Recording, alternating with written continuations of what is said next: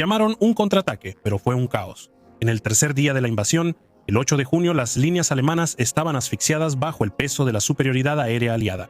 El cielo estaba lleno de aviones enemigos, castigando cualquier movimiento, cada vehículo, cada intento de comunicación. La 12ª División Panzer SS, que aún intentaba reagruparse y atacar, estaba siendo paralizada antes siquiera de poder empezar a luchar. Los movimientos cuidadosamente coordinados de la Hitlerjugend fueron destrozados por la interdicción aérea aliada. Las columnas se dispersaron, las unidades de mando fueron eliminadas y un silencio radial cayó sobre el frente. Los panzers alemanes se vieron reducidos a correr entre las hileras de árboles como animales cazados. Sus planes de desplazamiento ahora carecían de sentido bajo el estruendo de los cazabombarderos aliados.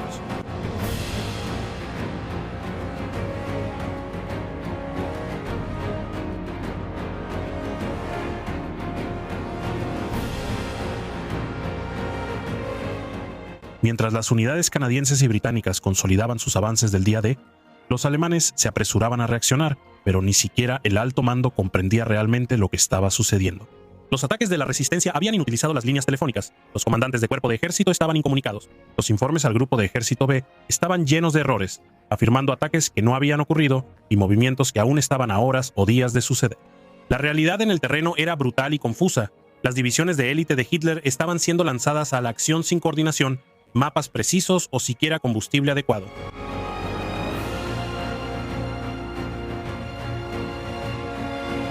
El 26º Regimiento Panzergrenadier, bajo el mando de Wilhelm Munker, había marchado más de 100 millas desde el Sena solo para ser retrasado nuevamente por ataques aéreos.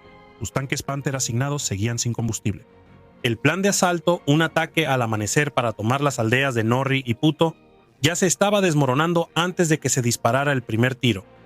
A lo largo del frente, elementos de la Panzerlehr fueron enviados por error al mismo sector, mientras que la 21ª División Panzer estaba enfrascada en combates defensivos y no pudo apoyar el avance. Lo que se suponía que sería un ataque concentrado hacia el norte, un golpe contundente para dividir a los aliados, ya se estaba desmoronando. Y aún así, las órdenes seguían llegando: atacar, avanzar, golpear. Pero con cada hora que pasaba, quedaba claro que el puño blindado alemán se estaba abriendo antes de poder golpear. Esta es la historia de la 12ª División Panzer SS y sus blindados en la brutal lucha de Normandía.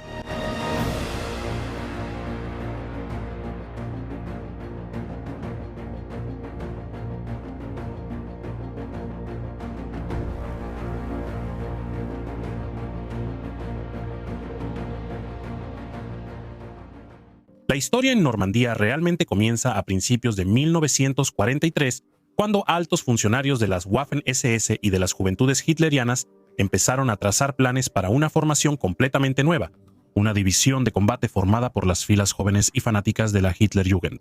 Estos muchachos, la mayoría nacidos en 1926, habían crecido inmersos en la ideología nazi y ahora, con apenas 17 años, estaban siendo moldeados para convertirse en soldados. Para junio de ese año, Adolf Hitler autorizó personalmente la formación de la división en el campo de entrenamiento de Beverleu, justo al norte de Bruselas.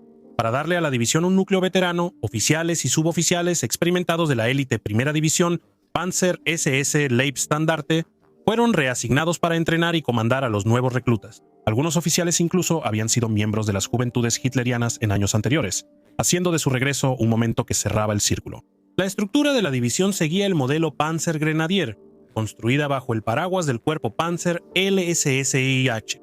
A finales de 1943, Hitler ordenó que tanto la Hitlerjugend como la Leibstandarte fueran reorganizadas en divisiones Panzer completamente mecanizadas. Pero no te equivoques, esta no era una unidad de élite al principio. Para enero de 1944, la nueva división estaba compuesta en su mayoría por soldados adolescentes con apenas 18 semanas de entrenamiento. Sin embargo, detrás de sus rostros juveniles había una determinación sombría. Estaban impulsados por la ideología y la creencia de que su causa era justa. El 6 de febrero de 1944 ocurrió una gran reorganización. Toda una unidad antitanque, la SS Panzerjägerabteilung I, fue transferida de la Leibstandarte a la división Hitlerjugend. Esta unidad, dirigida por el Obersturmführer Carlos Derwischer, incluía a 3 oficiales, casi 40 suboficiales más de 80 soldados rasos, e incluso 13 auxiliares orientales no combatientes. Su viaje hacia el oeste desde el frente oriental fue largo y estuvo lleno de desastres. Mientras avanzaban hacia el oeste en tren, el convoy se estrelló entre Spincourt y Arensey. 2 soldados murieron, 8 resultaron heridos y 17 de sus camiones de transporte quedaron destruidos sin posibilidad de reparación. La unidad llegó a duras penas a Leopoldsburg el 16 de febrero y continuó a pie para llegar a sus alojamientos asignados, repartidos en varios pueblos cercanos. Para reforzar sus filas, la Abteilung recibió a más de 100 aspirantes a suboficiales de una escuela de cazatanques en Hilversum, y llegaron más hombres de otras unidades de las SS, incluyendo el regimiento Panzer, el batallón de ingenieros y los regimientos Panzergrenadier de la división. En teoría, cada compañía del Panzerjägerabteilung debía estar equipada con 14 cazatanques pesados Nashorn, pero la realidad era muy diferente. La unidad no tenía ningún vehículo. En un intento desesperado por comenzar el entrenamiento, se enviaron 2 viejos cazatanques Marder III con cañones de 7.5 centímetros desde Olmütz, que finalmente llegaron a principios de marzo. Para abril, la unidad fue reubicada en Noron-le-Roi, en el norte de Francia. El cuartel general se estableció en Coulombs y sus compañías se alojaron en pueblos cercanos. Los hombres estaban exhaustos por el viaje y, más importante aún, mal equipados. Pero las cosas estaban a punto de cambiar. A finales de abril, llegó una entrega largamente esperada. 10 nuevos cazatanques Jagdpanzer IV. Eran máquinas elegantes y de perfil bajo, equipadas con cañones de 7.5 centímetros y blindaje inclinado. Cada uno pesaba 24 toneladas y podía alcanzar velocidades de hasta 40 km por hora en carretera.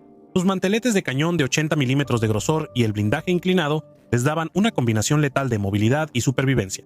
Estos no eran monstruos torpes, fueron diseñados para emboscar, golpear con fuerza y desaparecer entre los setos. Pero no eran perfectos. Los problemas mecánicos surgieron rápidamente. Después de solo 300 kilómetros de manejo, muchos ya no podían cambiar a la tercera velocidad. Las tripulaciones tuvieron que improvisar y reparar las máquinas ellos mismos, mientras esperaban la asistencia de la fábrica. Justo cuando empezaban a ganar algo de terreno, llegó la noticia desde el frente. Eran las 2:45 am del 6 de junio. La operación Overlord había comenzado. Los paracaidistas estaban aterrizando detrás de las líneas alemanas. Las playas estaban siendo asaltadas y la tan temida invasión de Francia estaba en marcha. Para la 1 p.m., se dieron órdenes para que toda la 12ª División Panzer SS se moviera a sus posiciones de combate designadas, excepto el Panzerjägerabteilung, que se quedó atrás junto con otras 2 unidades de apoyo. Ellos continuarían su entrenamiento solo un poco más, pero el frente se acercaba cada hora, y pronto ellos también serían llamados a la batalla. A medida que avanzaba junio de 1944, los Jagdpanzer IV de la 12ª División Panzer SS aún no estaban completamente listos para el infierno de combate que les esperaba. El 9 de junio, solo 3 días después de que las tropas aliadas asaltaran las playas de Normandía, la segunda compañía del Obersturmführer Johann Wachter comenzó el entrenamiento con fuego real, pero los resultados estuvieron lejos de ser alentadores. Sus cazatanques aún presentaban numerosos problemas mecánicos, especialmente con las ópticas de puntería y la calibración del cañón. Los sistemas de puntería estaban desalineados, lo que hacía que los cañones de 7.5 centímetros de alta velocidad fueran poco confiables en combate. Las máquinas se veían amenazantes, pero detrás del acero, sus dientes estaban mellados. Mientras tanto, los 2 viejos cazatanques Marder III, que quedaban de operaciones anteriores en el frente oriental, se estaban desmoronando. El 16 de junio, ambos fueron enviados hacia el puesto de mando divisional, pero antes de que pudieran siquiera llegar, ambos se averiaron de nuevo, afectados por fallas de diseño y problemas mecánicos crónicos. Uno de los vehículos, después de ser reparado apresuradamente, lo intentó de nuevo el día 19 solo para detenerse una vez más. Estos no eran vehículos, eran una carga. Entonces llegó una orden crucial el 20 de junio. La división, ahora sumida en combates cerca de Cannes, ordenó a una compañía del batallón cazacarros SS-12 que se preparara para el despliegue en primera línea. El comandante Sturmbannführer Hans Jakob Heinrich seleccionó a la primera compañía para esta misión crucial. Esa misma semana, un nuevo grupo de hombres partió hacia Breslau para recoger un nuevo envío de Jagdpanzer IV, mientras que otros fueron enviados a Magdeburgo para recuperar un Berger Panzer, un vehículo blindado de recuperación crucial para el mantenimiento en primera línea. El 22 de junio, el último lote de Jagdpanzer, 11 en total, fue finalmente entregado al batallón. Esa mañana a las 9:30 se reanudaron los ejercicios de fuego real. Esta vez, las tripulaciones se desempeñaron admirablemente con proyectiles perforantes, aunque los proyectiles de alto explosivo seguían siendo problemáticos. Aún así, era una señal de que la unidad finalmente estaba volviéndose capaz de combatir. Los frenos de boca, que antes faltaban y eran desesperadamente necesarios para controlar el retroceso, habían empezado a llegar. Los oficiales recorrían el norte de Francia a toda prisa, luchando por conseguir repuestos, municiones, combustible y las herramientas básicas de la guerra. Aún así, los problemas continuaron. El 26 de junio, el único Marder 3 funcional que quedaba en el frente fue enviado para apoyar a un regimiento de granaderos. Pero para cuando llegó, la unidad ya se había retirado, reasignada de nuevo, esta vez a la 9ª compañía del 12º Regimiento Panzer de las SS. El Marder llegó a su nuevo destino justo cuando la artillería pesada aliada comenzó a bombardear el sector. Luego, inevitablemente, el vehículo envejecido volvió a averiarse. Sin otra opción, la tripulación abandonó su Marder y se unió a la retirada a pie. 3 días después, el destructor de tanques destrozado fue finalmente remolcado por un Panzer IV y regresado al batallón. Su conductor estaba desaparecido. El resto de la tripulación estaba agotada emocional y físicamente. El 2 de julio, el segundo Marder 3, que estaba en reserva, también fue reasignado, esta vez al batallón de reconocimiento. Este también regresaría pronto, ya que su utilidad había llegado a su fin. Pero para el 6 de julio, las cosas finalmente estaban cambiando. Bajo el mando del Obersturmführer Georg Herdelbrink, el SS Panzerjäger Abteilung 12 realizó sus últimos ejercicios intensivos de tiro con 6 Jagdpanzer IV. Esta vez, los resultados fueron sólidos. Las miras estaban correctamente ajustadas y los frenos de boca tan esperados habían llegado y ya estaban instalados. Ya no había más tiempo para retrasos. Esa misma noche, a las 11:30 p.m., llegaron órdenes del mando de la división. La primera compañía debía moverse de inmediato al frente. A primera hora de la mañana siguiente, el Sturmbannführer Heinrich sostuvo una última reunión informativa con el liderazgo de la compañía. El movimiento debía hacerse solo de noche o durante el día si el cielo estaba nublado. Todo para reducir el riesgo de ser detectados por los cazabombarderos aliados. Su destino era el pequeño pueblo de Akon, situado a lo largo de la carretera Drobonoy. Se requería extrema precaución. Cada Jagdpanzer tenía que mantener una gran distancia de los demás para evitar ser destruido por un solo ataque aéreo. A las 3 de la tarde la compañía comenzó su avance lento y cauteloso. 8 Jagdpanzer y un solo camión cisterna avanzan ruidosamente hacia el este, rumbo al infierno. Para el día siguiente, 4 de los Jagdpanzer habían llegado a Akon. El resto se retrasó por pequeñas averías. Un vehículo tuvo que ser enviado de regreso al pelotón de talleres del batallón para reparaciones. Otro pronto volvería a fallar. Estas eran máquinas nuevas, pero la producción apresurada y las pruebas de campo limitadas las habían dejado frágiles. El 9 de julio, otro Jagdpanzer IV comandado por el Untersturmführer Helmut Seiner se averió en el camino. Heinrich en persona siguió a la compañía al campo esa misma noche. Después de la medianoche, los encontró atrincherados a 4 kilómetros al noroeste de Valais. La tensión era alta. La artillería aliada era implacable. Cazabombarderos merodeaban en lo alto, y justo más allá de las colinas onduladas, el enemigo se volvía más audaz con cada hora. Las tripulaciones de los Jagdpanzer, ahora en posición, sabían que la calma no duraría. Normandía se estaba convirtiendo en una picadora de carne, y su tiempo en las sombras había terminado. La 12ª División Panzer SS estaba enfrascada en un brutal enfrentamiento con las fuerzas británicas y canadienses al sur de Caen. El 10 de julio, el comandante de la primera compañía del SS Panzerjäger Abteilung 12 llegó al puesto de mando de la división en Garcelles-Seckville. Sus órdenes eran claras. Su unidad, ahora equipada con 7 Jagdpanzer IV operativos, debía apoyar al regimiento SS Panzer Grenadier 25 y mantener los accesos del norte al pueblo de Yves. Al anochecer, los cazatanques se posicionaron en sus nuevas ubicaciones, cubriendo terreno abierto con campos de tiro cuidadosamente seleccionadas para emboscadas. Pero en el caos de Normandía, las órdenes cambiaban tan rápido como el clima. Al día siguiente llegó una nueva directiva.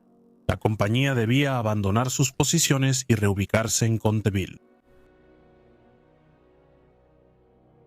El movimiento tuvo que retrasarse hasta el anochecer para evitar los ojos siempre vigilantes de los cazabombarderos aliados. Incluso trasladarse de un pueblo a otro se había convertido en un juego mortal de supervivencia. El 12 de julio, una oleada de refuerzos trajo esperanza. 11 Jagdpanzer IV más habían llegado en tren a Versalles. Las máquinas eran completamente nuevas, muchas equipadas con mejoras de camuflaje, y fueron distribuidas rápidamente al batallón. Ese mismo día, 5 oficiales y 50 hombres de las SS fueron enviados a Dreux con una tarea escalofriante: obligar a civiles franceses a trabajar para el esfuerzo de guerra. 2 días después, el 14 de julio, la resistencia contraatacó. Un camión solitario perteneciente al batallón fue emboscado en Le Will. Un soldado de las SS fue asesinado al instante por un disparo en la cabeza de un francotirador, otro resultó herido, Incluso detrás de las líneas, el peligro acechaba en todas partes. Para el 17 de julio, la primera compañía se había reubicado nuevamente, esta vez en Rennes-Mesnil, aproximadamente a 12 kilómetros al sur de Contevilles. La compañía ahora tenía 8 Jack Panzers en condiciones operativas. Otro vehículo había sido reparado recientemente con un motor nuevo, y el personal de la división estaba ansioso por llevar la unidad a su máxima capacidad de combate. Esa fuerza pronto sería puesta a prueba. El 19 de julio, la compañía fue desplegada en Fresnelville, al sureste de Caen, donde sirvió como reserva antitanque en profundidad detrás de las líneas. Allí, en un campo de batalla tenso y lleno de humo, uno de sus Jagdpanzers logró la primera baja confirmada de un tanque en la historia del 12º Batallón Panzerjäger de las SS. Un tanque Sherman, que se cree que formaba parte de la división blindada de la Guardia Británica, fue destruido con un solo disparo bien colocado. Para las tripulaciones novatas, esto fue más que un éxito táctico. Fue un rito de iniciación. Al día siguiente, la mala suerte volvió a golpear. Un Jagdpanzer bajo el mando de Oberscharführer Kussmaul se averió a 6 kilómetros al oeste de Druid debido a una falla en el motor. Tuvo que ser reparado en el lugar. Mientras tanto, la división redistribuyó su arsenal, asignando 6 cañones antitanque de 7.5 centímetros, PaK-40 remolcados a la tercera compañía, los cuales fueron transportados por resistentes semiorugas de varios años de uso. Las órdenes de reubicación llegaron casi de inmediato. La primera compañía se trasladó una vez más, esta vez a la zona de Masdon, al sureste de Caen. A pesar del esfuerzo, los 8 Jagdpanzers estaban ahora operativos, y una vez más, el enemigo se encontraba al alcance. En Fresnelville destruyeron otro tanque aliado, junto con 2 camiones de transporte pertenecientes a la Guardia Británica. Para la tarde del 21 de julio llegaron refuerzos. 2 Jagdpanzers reparados, cuyos comandantes eran Oberscharführer Kussmaul y Unterscharführer Pusch, se reincorporaron a la compañía.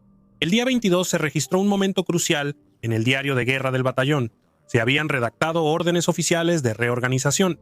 La SS Panzerjäger Abteilung 12 ahora operaría bajo la nueva organización de combate de 1944, adaptándose a las cambiantes demandas de la guerra moderna. Al día siguiente, el 23 de julio, parte de la tercera compañía bajo el mando del Hauptsturmführer Günther Wirst comenzó el despliegue al frente. Viajaron en vehículos Maultier, aunque sin sus cañones, los cuales llegarían después. La presión iba en aumento. El 24 de julio, la primera compañía informó desde una nueva posición en Vimont, a lo largo de la carretera Caen-Lisieux, a 14 kilómetros al sureste de Caen. 9 de sus 10 Jagdpanzer estaban listos para el combate. Uno tuvo que ser remolcado de regreso a la unidad de reparación del 12º Regimiento Panzer SS para trabajos en el motor. Luego, al amanecer del 27 de julio, llegó un mensaje urgente. Sturmbannführer Hubert Mayer, jefe de Estado Mayor de la 12ª División Panzer SS, informó al batallón por medio de un mensajero que la segunda compañía debía estar lista para el combate en un plazo de 72 horas. Esa misma mañana llegó un envío de valiosas piezas de repuesto desde Breslavia. Para la maltrecha segunda compañía, que había estado mucho tiempo en reserva, la cuenta regresiva para el combate había comenzado oficialmente. Mientras tanto, la tercera compañía tomó posesión de sus 6 cañones antitanque en la ciudad de Nancy. A la medianoche comenzaron a cavar, estableciendo posiciones defensivas improvisadas entre Argences y Mol. Cada tripulación sabía que su destino pronto podría decidirse no por el acero o la habilidad, sino por un solo ataque aéreo aliado o una andanada de artillería. Al acercarse el final de julio, la situación seguía siendo tensa, caótica y cambiante. Para el 29 de julio, el batallón tenía un total de 12 Jagdpanzer 4 operativos en el campo. No era mucho, pero en el infierno del Bocage de Normandía, incluso una docena de cazatanques podía cambiar el curso de una batalla. El escenario estaba listo, el enemigo estaba presionando con fuerza, y para los jóvenes de la Hitlerjugend y sus comandantes veteranos, la verdadera prueba apenas comenzaba. Mientras el sol se ponía en los primeros días de agosto de 1944, una tormenta se estaba formando en el horizonte, una que pronto arrasaría las líneas alemanas al sur de Caen. El 1 y 2 de agosto, el Estado Mayor del SS Panzerjäger Abteilung 12, junto con su segunda compañía y unidades de apoyo esenciales, comenzaron a moverse hacia el frente. Su misión, relevar a una compañía blindada de primera línea actualmente atrincherada dentro del Kampfgruppe Schrott, parte del segundo batallón del SS Panzergrenadier, Regimiento 25. El relevo estaba programada para la noche del 4 de agosto. Al amparo de la oscuridad, la segunda compañía debía tomar silenciosamente las posiciones avanzadas. Pero antes de que ese relevo pudiera siquiera ocurrir, nuevas órdenes alteraron el plan. Ahora se ordenó al batallón retirarse y reagruparse en los pueblos de Messières y Rouvres, con el puesto de mando reubicado en Gauvigny. Se llamó a la primera compañía para que se reuniera con la fuerza principal. llegando a la mañana siguiente mientras que la tercera compañía, con tripulando cañones antitanque remolcados, se atrincheró en Skurs. En la noche del 5 de agosto, los engranajes de la batalla comenzaron a moverse de nuevo. El Obersturmführer Wachter y la segunda compañía recibieron instrucciones de prepararse para moverse. A la medianoche, 6 Jagdpanzer 4 operativos avanzaron silenciosamente bajo la luz de la luna, dirigiéndose a posiciones de ataque ocultas al noreste de Garcelles-Seckville. Para las 5:30 de la mañana del 6 de agosto, la compañía llegó a sus coordenadas designadas, pero en el caos de las maniobras de guerra, se perdió el contacto por radio con ellos. Durante casi 14 horas, el cuartel general de la división no tenía idea de a dónde había ido la compañía. Las comunicaciones se cortaron y la ansiedad se propagó a lo largo de la cadena de mando. Finalmente se restableció el contacto. Para las 6:30 de la mañana, la segunda compañía informó que estaban atrincherados en posiciones defensivas en los bordes noreste y noroeste de Garcelles-Seckville. Se habían unido con un batallón de granaderos cercano bajo el mando del Hauptmann Körner y se estaban preparando para el movimiento enemigo. Por un momento las cosas parecían estar estables. Pero esa tranquilidad no duraría. Tarde en la noche del 7 de agosto se emitieron órdenes nuevamente para una reubicación completa. El puesto de mando se trasladó a Loup-Hamel. La primera y la tercera compañía se reubicaron en la zona de Villiers-le-Maurier, mientras que la mayor parte del batallón experimentó poco más que fuego de artillería intermitente durante la transición. La segunda compañía, aún posicionada cerca de Garcelles-Seckville, estaba a punto de enfrentar una verdadera pesadilla. Exactamente a las 10 de la noche, el cielo oscuro estalló. Bombarderos pesados aliados pasaron rugiendo por encima en oleadas, lanzando un brutal bombardeo en alfombra de 2 horas y media sobre la zona. La misma tierra temblaba, las explosiones convertían los caminos en cráteres y campos enteros en mares de fuego. Luego vino la artillería, un bombardeo atronador que golpeó las líneas alemanas ya castigadas. Las tripulaciones de los Jagdpanzer, agazapadas en sus máquinas, estaban sacudidas pero vivas. Sabían lo que venía después. En las primeras horas del 8 de agosto, exactamente a la 1:30 de la mañana, el enemigo atacó. Una columna de blindados aliados, probablemente tanques Sherman, avanzó hacia Garcelles-Seckville al amparo de la oscuridad. Los Jagdpanzers de la segunda compañía estaban esperando. En el caos de la noche, la visibilidad era baja, pero la disciplina se mantuvo. Uno por uno, los cazatanques dispararon desde sus posiciones camufladas. En la fase inicial del enfrentamiento, 9 Shermans fueron destruidos, envueltos en fuego y humo. Fue un contraataque poderoso, una demostración de lo que estos vehículos y sus tripulaciones podían hacer cuando se desplegaban con precisión, pero no fue suficiente. A pesar de su emboscada exitosa, la segunda compañía no pudo detener el avance aliado. Su posición estaba siendo rebasada. Ya para media mañana, con poca munición y la presión aliada aumentando, la compañía rodeada se vio obligada a romper el cerco desesperadamente. Alrededor de las 11:10 am, los restos de la unidad se reagruparon en Vieux-Pont. El costo había sido alto. 3 Jagdpanzer IV habían sido destruidos. Sus restos calcinados aún humeaban en el campo de batalla, irrecuperables. De regreso en el cuartel general de la división, la magnitud del asalto aliado ya se comprendía por completo. La operación Totalis estaba en marcha, una ofensiva a gran escala diseñada para romper el frente alemán y avanzar hacia Falaise. A las 5 de la mañana se emitió una orden urgente al comandante del 12º Batallón Cazacarros de las SS. Los 10 Jagdpanzer IV de la primera compañía debían moverse de inmediato hacia Garcelles-Seckville y reforzar la línea que se estaba colapsando. Al mismo tiempo, las tripulaciones de cañones antitanque de la tercera compañía recibieron instrucciones de mover sus posiciones hacia Houtmesnil. Para las 6 de la mañana, la primera compañía estaba reunida, informada y en marcha. Su objetivo, llegar a Sinto y prepararse para el contacto con el enemigo. El paisaje que tenían delante ya no era el tranquilo campo bordeado de setos de un mes antes. Ahora era un campo de batalla agitado y humeante, donde cualquier campo podía ocultar un tanque y cualquier curva en el camino podía traer una muerte repentina y ardiente. El comandante de la 89ª División de Infantería, que ya presenciaba el rápido desmoronamiento de las defensas alemanas, se interesó personalmente en la llegada de los Jagdpanzers. Sabía que su presencia podría ser lo único capaz de frenar el golpe aplastante de los aliados, aunque solo fuera por un poco más de tiempo.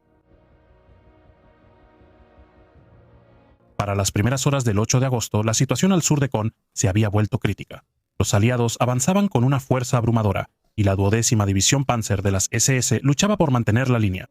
A las 9 de la mañana, la primera compañía del 12º Batallón Cazacarros de las SS informó por radio.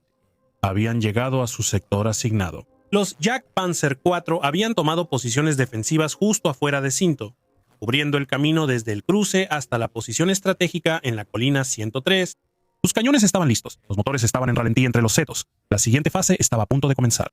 Inicialmente la compañía fue puesta bajo el mando de la compañía de escolta de élite de la división, la compañía de escolta de la 12ª SS. Esta unidad, a su vez, reportaba al primer batallón del regimiento SS Panzergrenadier 25, dirigido por el experimentado Sturmbannführer Hans Waldmüller. El plan era sencillo: encabezar un asalto hacia Estre, la compañía, y tomar la colina, justo al oeste de Saint-Sylvain. Sería arriesgado, pero si tenía éxito, ayudaría a frenar el avance aliado hacia Falaise. Pero en la guerra, los planes rara vez sobreviven ni una hora. A las 11:30 de la mañana, la situación cambió una vez más. La compañía Jagdpanzer fue reasignada, esta vez bajo el mando del Sturmbannführer Karl-Heinz Prinz. La formación, ahora parte del Kampfgruppe Prinz, avanzaría junto con elementos del segundo batallón del 12º Regimiento Panzer SS, que contaba con tanques Panzer IV. Su nuevo objetivo: avanzar hacia las aldeas de Saint-Aignan, de Kramsnil y Garcelles-Secqueville. El objetivo final era recuperar Tilly-la-Campagne, una aldea ahora atrapada entre fuego y humo, pero los alemanes no tendrían el elemento sorpresa. Mientras el grupo Panzer avanzaba, una formación de fortalezas voladoras B-17 aliadas rugió sobre ellos, lanzando miles de libras de bombas en un estruendoso bombardeo en alfombras sobre el campo circundante. El suelo tembló, el polvo llenó el aire y a través de ese caos, los blindados alemanes avanzaron con fuerza. La primera compañía del SS Panzerjägerabteilung 12 maniobró con habilidad, flanqueando la granja de Le Mesnil-Robert por la derecha antes de girar hacia el oeste. Con una coordinación precisa y rapidez, rompieron las defensas y asaltaron el pueblo de Saint-Aignan de Kramsnil desde el este. Esto no fue un avance lento, fue un ataque repentino y violento, y los Jagdpanzer fueron desatados con toda su fuerza. Cuando los tanques británicos aparecieron en las calles y campos del pueblo, los Jagdpanzer 4 abrieron fuego. En cuestión de minutos, 6 tanques Sherman fueron destruidos, dejando cascos humeantes esparcidos por el campo. Estos probablemente eran tanques del Escuadrón C, parte del famoso 1st Northamptonshire Yeomanry, un batallón blindado británico adscrito a la 33ª Brigada Blindada.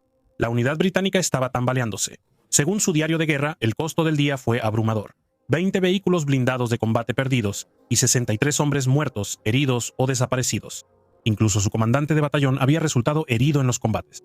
Por un breve momento parecía que los alemanes habían asestado un golpe decisivo. Los Jagdpanzer IV habían actuado exactamente como se pretendía, emboscando tanques enemigos y aprovechando al máximo su perfil bajo y su blindaje inclinado. En estrecha coordinación con los Panzer IV, habían detenido en seco un avance británico y dejado una estela de destrucción a través del pueblo.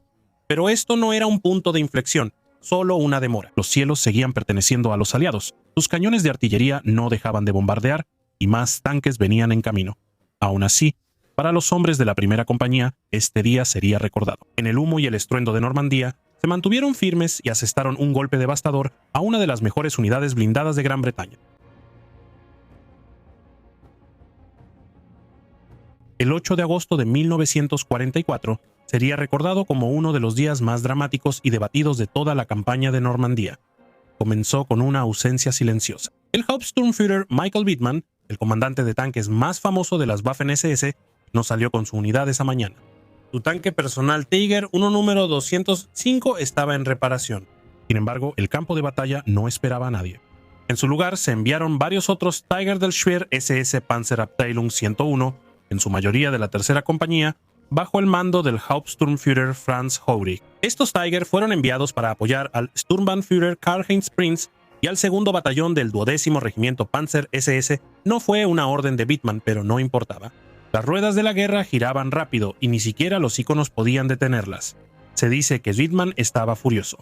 El control se le había escapado de las manos. Envió a un oficial para alcanzar a los Tiger de Houbrich y traerlos de vuelta bajo su mando. Para las 11 de la mañana, Wittmann llegó a Sinto y retomó el mando. A partir de ese momento, él tenía el control de la formación de Tiger, que avanzaba hacia uno de los sectores más fuertemente blindados del frente. Sobre sus cabezas, el estruendo de los B-17 aliados llenaba el cielo. Bombardeos de alfombra retumbaban por todo el campo, señalando que las divisiones canadienses y polacas del segundo cuerpo canadiense ya estaban en movimiento. El Oberführer Kurt Meyer, el comandante de la división, había esperado adelantarse a este asalto con un audaz contraataque, un intento desesperado por recuperar la iniciativa. Meyer solo tenía 42 tanques operativos a su disposición. 8 Tigers, 5 Panthers, 19 Panzer IV y 10 Jagdpanzer IV del batallón 12 de cazacarros de las SS. Enfrentándolos había 2 divisiones blindadas aliadas completamente equipadas, cada una con casi 400 tanques, y 2 brigadas blindadas independientes que sumaban más de 200 tanques adicionales. La fuerza alemana estaba superada en número casi 30-1, pero Meyer siguió adelante. Si el Kampfgruppe Waldmüller se hubiera mantenido en posiciones defensivas y hubiera lanzado un contraataque solo después de absorber el golpe aliado, el resultado podría haber sido diferente. En cambio, Wittmann y sus tigres fueron enviados al frente sin el reconocimiento adecuado, sin saber de las posiciones de emboscada que los esperaban en los huertos cerca de Saint-Aignan de Cramenil. Wittmann cometió una serie de errores tácticos fatales. Primero, dividió su fuerza, que ya era pequeña, dejando 3 tigres atrás en cinto, a pesar de la presencia de varios cañones antiaéreos de 8.8 centímetros que ya cubrían el pueblo. Estos tanques podrían haberse utilizado para proteger los flancos de las fuerzas en avance. En segundo lugar, cuando atacó, eligió una formación en columna, avanzando los tigres uno tras otro a campo abierto. Era una formación adecuada para el movimiento por carretera, no para el combate. Esto dejó expuesto su blindaje lateral más delgado, una sentencia de muerte ante el fuego enemigo. Es probable que Wittmann esperara que todas las amenazas vinieran de la colina 122 al norte. Lo que no anticipó fue una unidad canadiense oculta en el huerto justo al noroeste de su camino. El primer Yeomanry de Northamptonshire británico, al acecho con tanques Sherman Firefly, abrió fuego. En cuestión de momentos, los tanques Tiger explotaron en enormes columnas de humo. Uno de ellos era el de Wittmann. Los detalles de sus últimos momentos siguen siendo debatidos, pero el resultado no. Wittmann y su tripulación murieron al instante.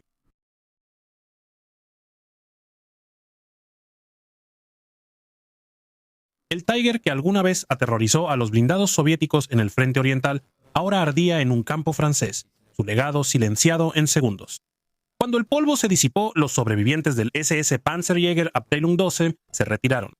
Para el 1 de octubre, solo 2 Jagdpanzer IV seguían operativos, uno en cada una de las primera y segunda compañías, pero esto no significaba que los demás se hubieran perdido todos en Normandía. Según los informes posteriores a la acción, 8 Jagdpanzers habían sido destruidos en combate, 2 de la primera compañía, 5 de la segunda y 1 asignado al Kampfgruppe West. Otro fue reportado como desaparecido, su destino es desconocido. Al menos uno fue destruido por su propia tripulación después de una falla mecánica. Y aún así, muchos sobrevivieron. Algunos fueron remolcados, otros lograron escapar del caldero de Falaise, cruzando el Sena durante la caótica retirada. Durante una revisión en septiembre, el SS Panzerjäger Abteilung 12 compiló un impresionante registro de destrucciones. Sus Jagdpanzers habían destruido 102 tanques aliados, un vehículo blindado, un semioruga, 4 tractores de artillería y 5 camiones. Los cañones antitanque remolcados de 7.5 centímetros de la tercera compañía sumaron al menos 3 tanques destruidos más, aunque algunas acciones no se reportaron debido a que las tripulaciones fueron muertas o heridas en combate. Las estadísticas más notables provinieron de la primera compañía. En solo 7 días de intenso combate, sus Jagdpanzers destruyeron 86 vehículos blindados aliados. Aunque este número puede parecer exagerado, los diarios de guerra aliados de unidades británicas, canadienses y polacas confirmaron estas pérdidas catastróficas. Incluso en comparación con los batallones de tanques Tiger, el desempeño de la primera compañía fue excepcional. 3 hombres recibieron la Cruz de Caballero por su heroísmo en Normandía. Obersturmführer Georg Hurdelbrink, el comandante de la compañía, Oberscharführer Rudolf Roy, un líder de pelotón, y Rottenführer Fritz Eckstein, el artillero de Roy. Roy a menudo era mencionado como un as de los Panzers, acreditado con 36 tanques destruidos, pero los registros muestran que probablemente destruyó 26, todos ellos con Eckstein detrás del cañón. Roy fue asesinado meses después por la bala de un francotirador durante la ofensiva de las Ardenas, poniendo fin a su servicio de manera sombría y definitiva. Irónicamente, Hurdelbrink, el hombre que realmente lideró desde el frente y destruyó 36 vehículos para el 16 de agosto, rara vez aparece en las listas de ases de los Panzers, pero entre sus hombres era una leyenda. En una reflexión años después, el Hauptsturmführer Karl Brockschmidt, quien tomó el mando del batallón mientras se reorganizaba antes de la ofensiva de las Ardenas, describió la unidad como una que había cumplido con las expectativas y fue galardonada con altas condecoraciones. Sin embargo, su doctrina estaba evolucionando. La división estaba siendo transformada de una fuerza pasiva de cazatanques a una unidad de asalto dinámica, que se esperaba encabezar a los ataques como un batallón de cañones de asalto, abriéndose paso a través de las líneas enemigas y arrastrando a la infantería con ellos. Sin embargo, la evaluación de Brockschmidt pasó por alto algo fundamental. A diferencia de los viejos Marder III con sus techos abiertos y blindaje delgado como papel, los Jagdpanzer IV eran modernos, cerrados y letales. No eran solo emboscadores, eran cazadores con su silueta baja, blindaje inclinado y brutales cañones de 75 milímetros. Podían atacar primero y sobrevivir lo suficiente para atacar de nuevo. En Normandía no solo cumplieron con las expectativas, sino que se ganaron un lugar en la historia. Mientras los incendios de Normandía seguían ardiendo, quedó claro que el Jagdpanzer IV no era solo un arma de defensa, era una máquina construida para asaltos agresivos, especialmente cuando era comandada por hombres como Herdelbrink y Roy. Sus audaces y amplios contraataques a través del bocage, un terreno denso y difícil, destrozaron los blindados aliados una y otra vez, demostrando que este cazatanques de perfil bajo podía dominar incluso los entornos de batalla más complejos. Cada disparo de sus cañones de 7.5 centímetros de cañón largo y de los poderosos cañones antiaéreos de 8.8 centímetros tenía un efecto devastador. Los tanques Sherman aliados, a menudo criticados por su blindaje delgado, tenían pocas posibilidades. Los artilleros alemanes no necesitaban muchos disparos para dejar su huella. Las estadísticas recopiladas después de la campaña mostraron que en el 62% de los casos, cuando un Sherman era alcanzado por proyectiles antiblindaje alemanes, el resultado era catastrófico. Sin embargo, fue el SS Panzerjäger Abteilung 12 el que más destacó. Al evaluar la proporción de bajas causadas y sufridas, sus Jagdpanzer IV registraron una estadística asombrosa. Por cada uno de sus propios vehículos perdidos en combate, destruyeron 15 vehículos blindados aliados, una cifra impresionante, que incluso los analistas modernos encuentran difícil de ignorar. Según los informes técnicos aliados, se necesitaban en promedio 1.63 impactos alemanes de proyectiles perforantes para destruir un tanque Sherman. En contraste, las fuerzas aliadas necesitaban 2.5 impactos para destruir un Panther y 4.2 impactos para derribar un Tiger I. En muchos enfrentamientos, los Sherman y los Cromwell, alcanzados a 500 yardas o menos, veían sus probabilidades de supervivencia reducidas a la mitad cada 6 segundos bajo fuego alemán. Los alemanes no solo disparaban, cazaban. Las tasas de incendio eran igual de sombrías. En un informe británico, 37 de 45 tanques Sherman destruidos entre el 6 de junio y el 10 de julio quedaron completamente incinerados, 33 de ellos por fuego directo de proyectiles. Durante la campaña más amplia, brigadas blindadas británicas como la 29ª y la 8ª perdieron 94 de 166 tanques por incendios, mientras que un estudio estadounidense concluyó que el 65% de los Sherman destruidos por fuego directo de cañón se incendiaron completamente. Y a pesar de la brutalidad y la naturaleza cuerpo a cuerpo de Normandía, solo el 15% de las pérdidas de blindados aliados se debieron a armas de combate cercano como los Panzerfaust y los Panzerschreck. De esa cifra, solo un 6% provino de armas lanzadas por la infantería. La gran mayoría, casi la mitad de todas las pérdidas de blindados aliados, se debió a tanques, cañones de asalto y, lo más significativo, Jagdpanzers. Los registros alemanes restantes pintan un panorama desalentador. La 12ª División Panzer SS, a través de su regimiento Panzer y su Abteilung Panzerjäger, dejó fuera de combate casi 500 vehículos blindados aliados durante los combates en Normandía, y aún así, nada de eso fue suficiente. A pesar de la cantidad de vehículos enemigos que destruyeron, a pesar de su feroz resistencia, a pesar de cada Jagdpanzer que mantuvo su posición hasta el final, la 12ª División Panzer SS fue derrotada. Agotada por los bombardeos constantes, aislada por los cercos y superada por la superioridad numérica aliada, la división fue prácticamente aniquilada en las últimas semanas de la campaña de Normandía. Fue una lucha brutal, desgastante y, en última instancia, sin esperanza. Pero en esos campos entre setos y aldeas en llamas, el Jagdpanzer IV se ganó su legado. Demostró ser más que un simple cazatanques. Fue un símbolo de la última esperanza de Alemania por la supremacía blindada en Occidente. Y en manos del SS Panzerjäger Abteilung 12 se convirtió en una de las armas más mortales a las que los aliados se enfrentarían en el verano de 1944. Al final de la campaña de Normandía, la 12ª División Panzer SS había sido destruida, pero no antes de dejar una impresión brutal en el campo de batalla. Los combates que soportaron fueron de los más intensos de todo el frente occidental. Día tras día enfrentaron ataques aéreos implacables, bombardeos de artillería y oleada tras oleada de infantería y blindados aliados. En pueblos como Bouron, Auty y alrededor del sector de Caen, mantuvieron su posición en combates cuerpo a cuerpo encarnizados, a menudo rodeados, superados en número y bajo bombardeo constante. A pesar de estar en contacto casi constante con las fuerzas canadienses y británicas, pelearon con una ferocidad que sorprendió incluso a los comandantes aliados veteranos. Unidades como los fusileros reales de Winnipeg y los fusileros de Regina sufrieron grandes bajas al intentar desalojar a las SS de posiciones fortificadas. En algunos sectores, los canadienses tomaban una aldea por la mañana solo para ser repelidos por un violento contraataque al anochecer. El costo para la 12ª SS fue abrumador. De una fuerza original de más de 20,000 hombres para finales de julio, solo unos pocos miles seguían aptos para el combate. Las estimaciones sugieren que perdieron más de 8,000 hombres entre muertos, heridos o desaparecidos solo en Normandía. Sus batallones de tanques fueron diezmados. En un momento quedaban menos de 10 tanques Panther operativos en toda la división. Las compañías de infantería se redujeron a solo unos cuantos hombres, y algunos regimientos habían perdido más del 80% de su fuerza original. Pero incluso en ese estado continuaron luchando. Los diarios de guerra aliados mencionan repetidamente la sorpresa ante la rapidez con la que la 12ª SS se reorganizaba y contraatacaba, incluso después de sufrir bajas masivas. Sus posiciones tenían que ser tomadas casa por casa, línea de árboles por línea de árboles, y cada avance costaba sangre. Un oficial canadiense escribió que nunca había visto a hombres luchar tan duro por mantener tan poco. Para cuando los alemanes comenzaron su retirada de Normandía, la 12ª SS ya no era una división en ningún sentido real, era un grupo de sobrevivientes dispersos y exhaustos.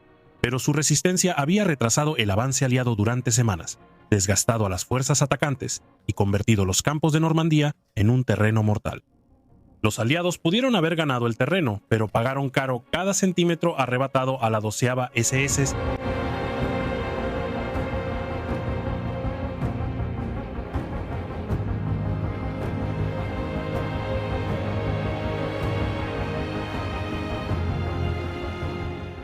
Antes de terminar, asegúrate de visitar a mi amigo Andrew Keeman y su nuevo canal de YouTube. Él cubre temas fascinantes de la Segunda Guerra Mundial en los que normalmente no me adentro, ofreciendo una perspectiva fresca y contenido realmente excelente. Definitivamente vale la pena verlo. El enlace a su canal está abajo. Y con eso terminamos el video de hoy. Estoy increíblemente agradecido de que hayas estado aquí hasta el final. Tu apoyo de verdad significa muchísimo para mí. Un enorme agradecimiento a mis increíbles patrocinadores. Si te gustaría apoyar el canal o tener acceso a contenido exclusivo, los enlaces a mi Patreon e Instagram están abajo. Espero que hayas aprendido algo nuevo y como siempre nos vemos en la próxima aventura. Cuídate y adiós por ahora.